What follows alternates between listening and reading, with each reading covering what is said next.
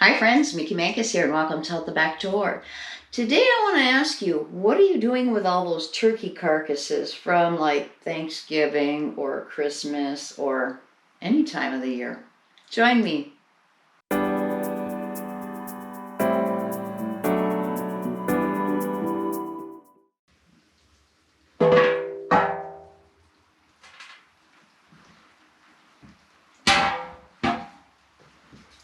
Does that look luscious or what?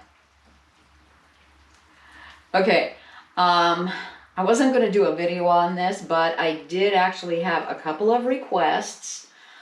Because I've done a video on bone broth before. I believe I had used ham, and that was about a year ago or so. Anyway, so I want to explain to you what I did to get to this, this step right here. I took all my carcasses, I pulled all the roasted meat and everything off of them. I left all the skin, fat, whatever.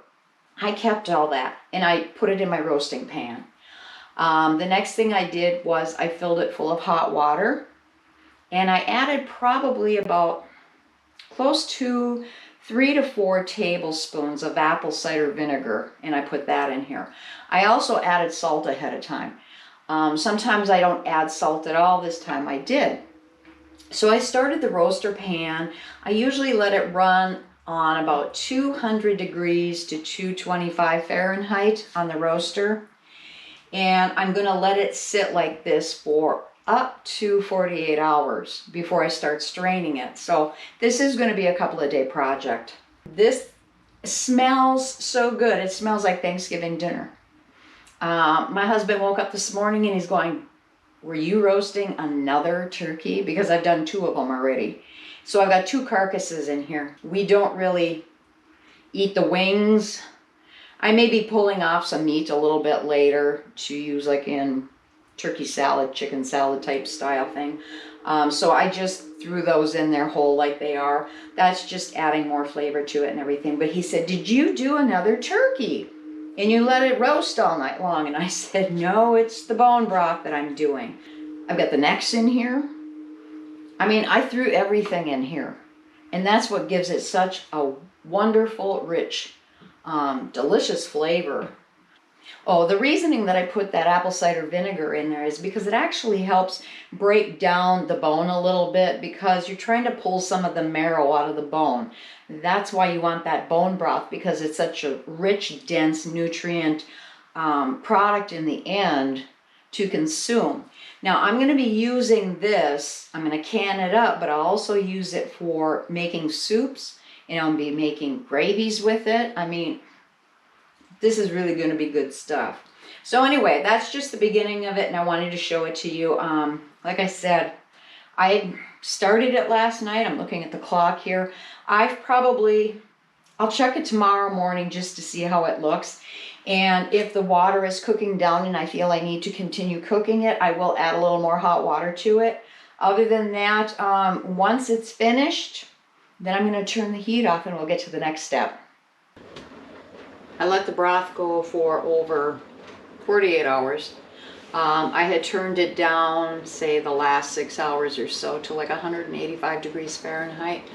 I am going to start scooping it out now, and I'm going to put it through my strainer here.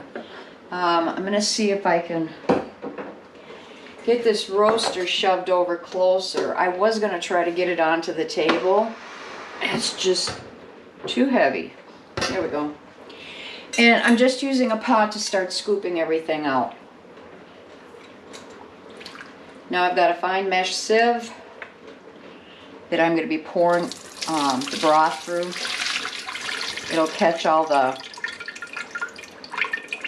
extras in there that I don't want. Skin, bones, whatever.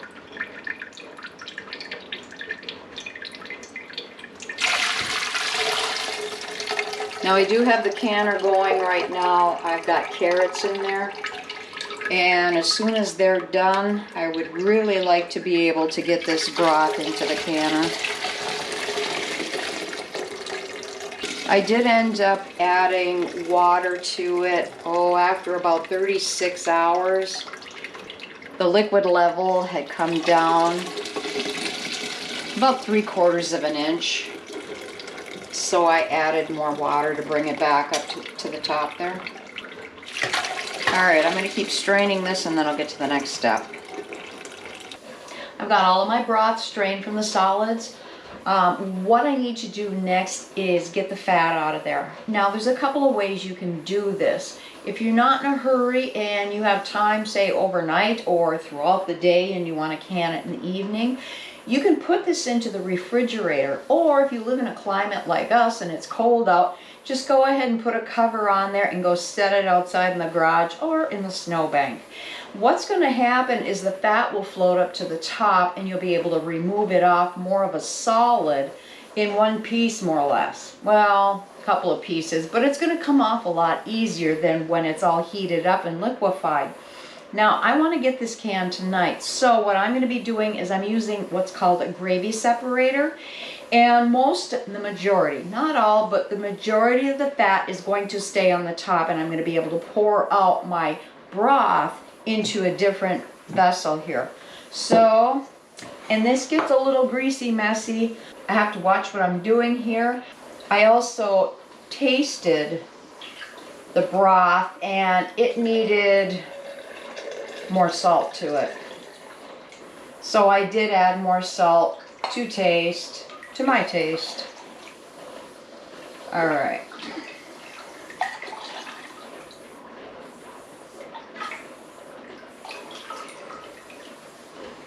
Okay, so if you can see, even in the neck here, there's a tiny bit of fat on the top, and then we've got the fat here.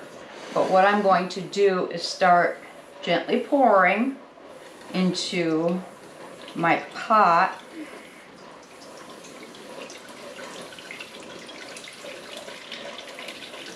And why they call it a gravy separator, I'm not sure, except that yes, we're separating the fat from our broth. You don't want all that in there. I know a lot of times I say fat adds flavor. Well, in this case, you don't want it. It's kind of like overload. All right, I gotta keep an eye on when we start getting towards the bottom here.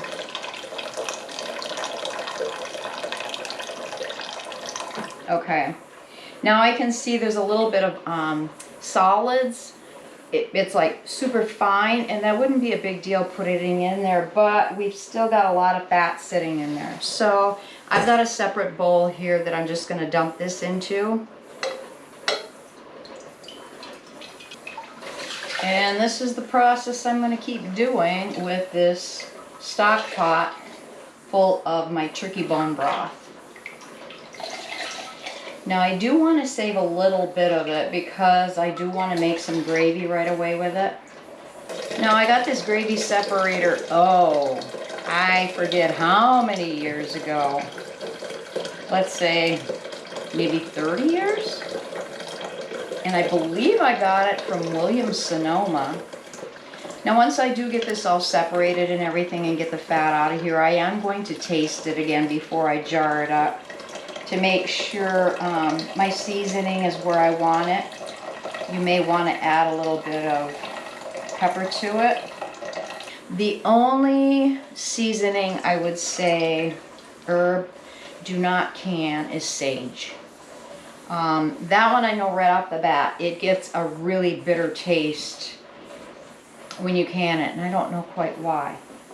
But anyway, all right, I'm going to keep working on this and then we'll get back to you. There's still a small amount of fat on the top of this, but not enough that I'm going to be too concerned about it. I finally got the carrots out of the canner, so now I can load these jars into the canner. Alright, and like I said, I did taste it earlier, and if you want to adjust your seasoning, go ahead. Now we're going to leave a 1-inch head space, no matter if you do the pints or the quarts. I prefer to do the pints. And just remember, once we get going and we wipe the rims, I usually use vinegar when I have some type of a fat content, just to make sure that it cuts the grease. All right, I'm gonna keep filling these up. All right, I did wipe down my rims and everything with vinegar to make sure that I didn't have any grease on my rim. And I had scalded my Tatler lids. All right, I'm putting my bands on, fingertip tight. Well, looky there. I was wondering why I had an extra lid in here. Let's see if I can fish it out. Okay, so pints are gonna process for 20 minutes. Quarts we would do 25 minutes, and that's all there is to it. So once I get these in here, I'll bring it up to temp, vent for 10 minutes, and then I will put my weight on. We'll bring it up to pressure, and then I'll start timing. The nice thing about having bone broth on hand is it is so nutritious. Like I said, it's really dense with nutrients in it and everything. And I'm going to be able to go down and grab one of these jars off of the pantry shelf at any time to make soup, sauce, gravies, anything like that. So give it a try. It wasn't that hard. I realize some people go and they throw in onion and carrot and celery and whatever else in it. This is just a plain basic bone broth that I made with the turkey. And I've got some great recipes coming up using this stuff. So I want to thank you for joining me today. And if you did enjoy this video, please give me a thumbs up and share. And if you have any comments, please leave them below. So until next time, you have a wonderful day. God bless.